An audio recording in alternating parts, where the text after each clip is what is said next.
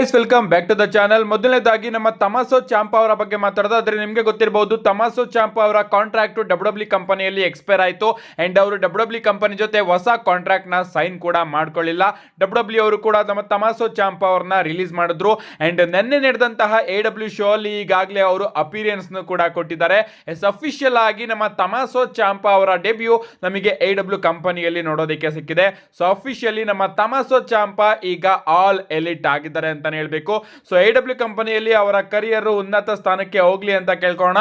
ಯಾಕಂದ್ರೆ ಹೋಗಿದ್ ಕೂಡಲೇ ಅವರು TNT ಚಾಂಪಿಯನ್ಶಿಪ್ ಮೇಲ್ಗಡೆನೆ ಹೋಗ್ತಾ ಇದ್ದಾರೆ. ಸೊ ಕಾದ್ ನೋಡೋಣ AW ಕಂಪನಿಯಲ್ಲಾದ್ರೂ ನಮ್ಮ ತಮಾಸೋ ಚಾಂಪಾ ಅವರಿಗೆ ಒಳ್ಳೆ ಬುಕಿಂಗ್ ಸಿಗುತ್ತಾ ಅಂತ. ನೆಕ್ಸ್ಟ್ ಅಪ್ಡೇಟ್ ಕಡೆ ಬರೋದಾದ್ರೆ ಇದಿರ್ತಕ್ಕಂಥದ್ದು ರಾಯಲ್ ರಂಬಲ್ ನ ಸ್ಟೇಜ್ ಬಗ್ಗೆ. ನಿಮ್ಗೆ ಗೊತ್ತಿರಬಹುದು, ಕೇವಲ 35 ದಿನದಲ್ಲಿ ಸೌದಿ ಅರೇಬಿಯಾದವರು ಒಂದು ಸ್ಟೇಡಿಯಂ ನೇ ಬಿಲ್ಡ್ ಮಾಡಿದ್ರು ಅಂತ. ಅಂಡ್ ಸೌದಿ ಅರೇಬಿಯಾದ ಒಂದು ವಿಡಿಯೋನ ನೀವು ಇಲ್ಲಿ ನೋಡ್ತಾ ಇರಬಹುದು. ತುರ್ಕಿ ಅಲಾಶಿಕ್ ಅವರು ಇದನ್ನ ಶೇರ್ ಮಾಡ್ಕೊಂಡಿದ್ದಾರೆ. ಲಿಟರಲಿ ಝೀರೋ ಇಂದ ಒಂದು ಸ್ಟೇಡಿಯಂ ನೇ ಅವರು ಸೃಷ್ಟಿ ಮಾಡ್ತಾ ಇದ್ದಾರೆ. ಯಾವ ರೀತಿ ಟ್ರಾನ್ಸ್ಫಾರ್ಮೇಶನ್ ವಿಡಿಯೋನ ಅವರು ತನ್ನ ಎಕ್ಸ್ ಅಕೌಂಟ್ ಅಲ್ಲಿ ಅಪ್ಲೋಡ್ ಮಾಡಿದ್ದಾರೆ ನೀವು ಇಲ್ಲಿ ನೋಡ್ತಾ ಇರಬಹುದು. ನಿಜವಾಗ್ಲೂ ಅದ್ಭುತವಾದ ಸ್ಪೀಡ್ ಕೆಲಸನ ಅವರು ಮಾಡಿದ್ದಾರೆ. ಗೈಸ್, ಸ್ಟೇಡಿಯಂ ನೇ ಬಿಲ್ಡ್ ಮಾಡೋದು ಅಂದ್ರೆ ಅದೇನ್ ಕಮ್ಮಿ ವಿಚಾರನ. ನಿಜವಾಗ್ಲೂ ನನಗಂತೂ ಸಿಕ್ಕಾಪಟ್ಟೆ ಆಶ್ಚರ್ಯ ಆಗುತ್ತೆ. ಅಂಡ್ ರೀಸೆಂಟ್ ಆಗಿ ಒಂದು ವಿಡಿಯೋದಲ್ಲಿ ನಾನು ನಿಮ್ಗೆ ತಿಳಿಸಿದ್ದೆ, ರೋಮನ್ ರೈನ್ಸ್ ಅವರ ಜಾಯಿಂಟ್ ಹ್ಯಾಂಡ್ ಕೂಡ ನಮಗೆ ಅಲ್ಲಿ ನೋಡೋದಕ್ಕೆ ಸಿಗ್ತಾ ಇದೆ. ಅಂಡ್ ಪ್ರಾಬಬ್ಲಿ ಅಲ್ಲಿ ಫೋಟೋ ಶೂಟ್ ಗೋಸ್ಕರ ಇದನ್ನ ಅವರು ತಗೊಂಡೋಗಿ ಇಡಬಹುದು ಅಂತ.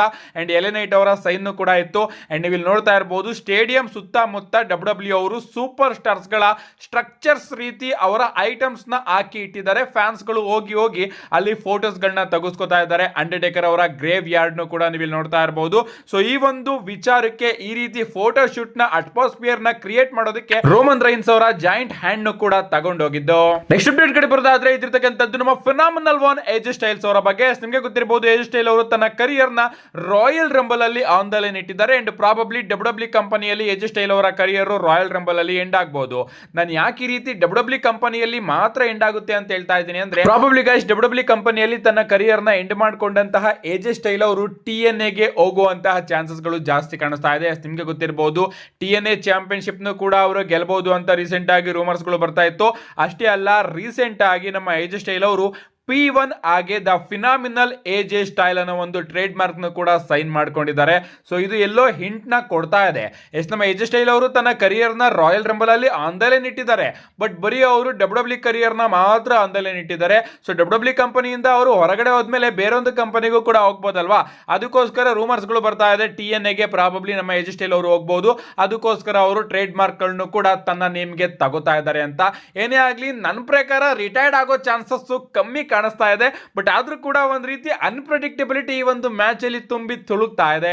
ನೆಕ್ಸ್ಟ್ ಅಪ್ಡೇಟ್ ಕಡೆ ಬರೋದಾದ್ರೆ ಇದಿರ್ತಕ್ಕಂಥದ್ದು ನಮ್ಮ ಟ್ರಿಪಲ್ ಎಚ್ ಅವರ ಬಗ್ಗೆ. ಯಾವ್ದಾದ್ರು ಒಂದು ಬಿಗ್ ಶೋ ಬರ್ತಾ ಇದೆ, ಜನಗಳು ಎಕ್ಸೈಟೆಡ್ ಆಗ್ತಾ ಇದ್ದಾರೆ ಅಂದ್ರೆ ನಮ್ಮ ಟ್ರಿಪಲ್ ಎಚ್ ಅವರು ಕೂಡ ಹೈಪ್ ನ ಕೊಡೋದನ್ನ ಕಮ್ಮಿ ಮಾಡ್ತಾರ ಇಲ್ಲ. ರೀಸೆಂಟ್ ಆಗಿ ಅವರು ಹೇಳಿದ್ರು, ರಾಯಲ್ ರಂಬಲ್ ಮ್ಯಾಚ್ ಅಲ್ಲಿ ತುಂಬಾನೇ ಮೋರ್ ಸರ್ಪ್ರೈಸಸ್ ಗಳು ನಮಗೆ ನೋಡೋದಕ್ಕೆ ಸಿಗುತ್ತೆ ಅಂತ. ಅಂಡ್ ಈಗ ನಮ್ಮ ಟ್ರಿಪಲ್ ಎಚ್ ಅವರು ಇನ್ನ ಒಂದು ಸ್ಟೇಟ್ಮೆಂಟ್ ನ ಕೊಟ್ಟಿದ್ದಾರೆ.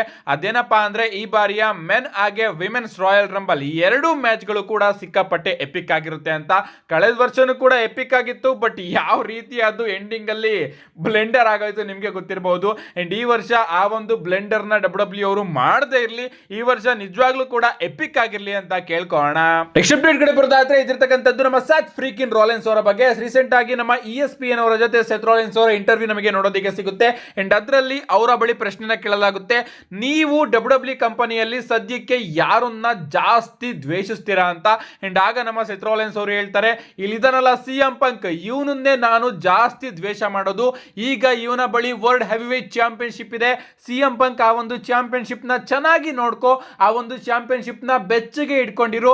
ಯಾಕಂದ್ರೆ ನಾನು ಬಂದ್ ಕೂಡ್ಲೇನೆ ಆ ಒಂದು ಚಾಂಪಿಯನ್ಶಿಪ್ ನ ಮತ್ತೊಮ್ಮೆ ಗೆದ್ಕೋತೀನಿ ಅಂತ ನಮ್ಮ ಸೆತ್ ರಾಲಿನ್ಸ್ ಅವರು CM ಪಂಕ್ ಅವರಿಗೆ ವಾರ್ನಿಂಗ್ ನ ಕೊಟ್ಟಿದ್ದಾರೆ. ಬಟ್ ನನಗೆ ಅನ್ಸೋದೇನಪ್ಪಾ ಅಂದ್ರೆ, ಸೆತ್ ರಾಲಿನ್ಸ್ ಅವರು ಡಬ್ಲ್ಯೂ ಕಂಪನಿಗೆ ರಿಟರ್ನ್ ಆದ ಕೂಡಲೇ ಮೊದಲು ವಿಷನ್ ಕತೆನ ಮುಗಿಸ್ಬೇಕು. ಅದಾದ್ಮೇಲೆ ಅವರು CM ಪಂಕ್ ಅವರ ಮೇಲೆ ಹೋಗಬೇಕು. ಆದ್ರೂ ಕೂಡ ಅವರು ಸ್ಟೇಟ್ಮೆಂಟ್ ನ ಕೊಟ್ಟಿದ್ದಾರೆ, ನಾನು ಬಂದ್ ಕೂಡಲೇ ಆ ಒಂದು ಚಾಂಪಿಯನ್ಶಿಪ್ ನ ಮತ್ತೊಮ್ಮೆ ಗೆದ್ಕೋತೀನಿ ಅಂತ. ಅಂಡ್ ರಾಯಲ್ ರಂಬಲ್ ಅಲ್ಲಿ ಬರಬಹುದು ಅಂತ ರೂಮರ್ಸ್ ಗಳು ಕೂಡ ಬರ್ತಾ ಇದೆ. ರಾಯಲ್ ರಂಬಲ್ ಗೆ ಬರ್ತಾರೋ ಇಲ್ವೋ ಗೊತ್ತಿಲ್ಲ, ಬಟ್ ರಸಲ್ ಮೇನಿಯನ್ ಅಂತ ನಮ್ಮ ಸೆತ್ ರಾಲಿನ್ಸ್ ಅವರು 100% ಮಿಸ್ ಮಾಡ್ಕೊಳ್ಳೋದಿಲ್ಲ. ನೆಕ್ಸ್ಟ್ ಅಪ್ಡೇಟ್ ಕಡೆ ಬರೋದಾದ್ರೆ ಇದಿರ್ತಕ್ಕಂಥದ್ದು ನಮ್ಮ ಪಾಲ್ ಇಮೆನ್ ಅವರ ಬಗ್ಗೆ. ನಿಮ್ಗೆ ಗೊತ್ತಿರಬಹುದು, ಪಾಲ್ ಇಮೆನ್ ಹಾಗೆ ವಿಷನ್ ಗೆ ನಮ್ಮ ಬ್ರಾನ್ ಬ್ರೇಕರ್ ಅವರು ಈ ಬಾರಿಯ ರಾಯಲ್ ರಂಬಲ್ ನ ಗೆಲ್ಬೇಕು. ಅದಕ್ಕೋಸ್ಕರ ನಮ್ಮ ಪಾಲ್ ಇಮೆನ್ ಅವರು ವಿಷನ್ ನಲ್ಲಿ ಇರ್ತಕ್ಕಂತಹ ಎಲ್ಲಾ ಮೆಂಬರ್ಸ್ ಗಳನ್ನು ಕೂಡ ರಾಯಲ್ ರಂಬಲ್ ಗೆ ಕನ್ಫರ್ಮ್ ಮಾಡಿಸಿದ್ದಾರೆ.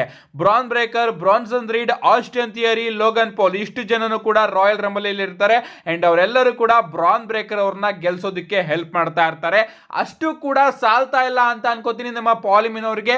ಯಾಕಂದ್ರೆ ರೀಸೆಂಟ್ ಆಗಿ ಅವರೇ ESPN ಅವರಿಗೆ ಒಂದು ಸ್ಟೇಟ್ಮೆಂಟ್ ನ ಕೊಟ್ಟಿದ್ದಾರೆ. ಅವ್ರು ಹೇಳ್ತಾರೆ ರಾಯಲ್ ರಂಬಲ್ ಅಲ್ಲಿ ಇನ್ನೂ ಕೂಡ ಒಂದು ಸರ್ಪ್ರೈಸ್ ಇದೆ ಬ್ರಾನ್ ಬ್ರೇಕರ್ ಅವರಿಗೆ ಹೆಲ್ಪ್ ಮಾಡೋದಕ್ಕೆ. ಏನೇ ಆಗ್ಲಿ ಈ ಬಾರಿ ನಾವು ಪಣ ತೊಟ್ಟು ನಿಂತ್ಕೋತೀವಿ ಬ್ರಾನ್ ಬ್ರೇಕರ್ ಅವ್ರನ್ನ ರಾಯಲ್ ರಂಬಲ್ ವಿನ್ ಮಾಡಿಸಿ ರಸಲ್ ಮೇನಿಯಾಗೆ ಕರ್ಕೊಂಡು ಹೋಗೋದಕ್ಕೆ ಅಂತ ನಮ್ಮ ಪಾಲಿಮಿನ್ ಅವರು ಒಂದು ಸ್ಟೇಟ್ಮೆಂಟ್ ನ ಕೊಟ್ಟಿದ್ದಾರೆ. ಏನೇ ಆಗ್ಲಿ ಇನ್ನ ಒಂದು ಸರ್ಪ್ರೈಸ್ ನ ನಮ್ಮ ಪಾಲಿಮಿನ್ ಅವರು ತಗೊಂಡು ಬರ್ತಾರಂತೆ ರಾಯಲ್ ರಂಬಲ್ ಗೆ. ಆ ಒಂದು ಸರ್ಪ್ರೈಸ್ ಬ್ರಾನ್ ಬ್ರೇಕರ್ ಅವರು ವಿನ್ ಆಗೋದಕ್ಕೆ ಹೆಲ್ಪ್ ಮಾಡುತ್ತಂತೆ. ಕಾದ್ ನೋಡೋಣ ಗಾಯ್ಸ್ ಅಂತದ್ ಏನ್ ಸರ್ಪ್ರೈಸ್ ನ ತಗೊಂಡು ಬರ್ತಾರೆ ಅಂತ. ಲಿಟರಲಿ ಒಂದು ಕಡೆ ಇಡೀ ವಿಷನ್ ಫ್ಯಾಕ್ಷನ್ ಇದೆ, ಇನ್ನೊಂದ್ ಕಡೆ Roman Reigns, Brock Lesnar, Randy Orton, Cody roads.